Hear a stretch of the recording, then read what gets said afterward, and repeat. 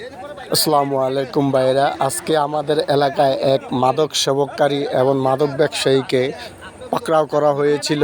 এলাকার যুবক পোলাপান সবাই মিলে ওনার হাতে নাতে 5টি ইয়াবার সাথে ওনাকে আটক করা হয়। তাৎক্ষণিক ওনার সাথে থেকে আমরা 5 পিস ইয়াবা উদ্ধার করি। তারপরে উনি আমাদের কাছ থেকে অনেক প্রকার ভালো সাজার চেষ্টা করে, কিন্তু আমাদের কাছে উনি হাতে নাতে ধরা পড়াতে উনি মাথা নত করে বলতে চাইতেছে যে না, আমি আর এইসব করব না, আমাকে ছেড়ে দিন। তারপরে আমাদের সহৃদয়বান ব্যক্তিরা মিলমিশ করে ওনাকে ছেড়ে দেওয়া হয়, ওনাকে ছেড়ে দেই। ওনার বাড়ি উনি বলেছেন ওনার বাড়ি চর কিশোরগঞ্জ এলাকায় চরহোগলা, ওখান থেকে উনি 5টি ইয়াবা নিয়ে এসেছেন। বাদ হিসাবে ধরে নেবেন। আর সবাই সচেতন হবেন, সবাই সবার জায়গা থেকে এই মাদক বিরোধী অভিযানে অংশগ্রহণ করবেন।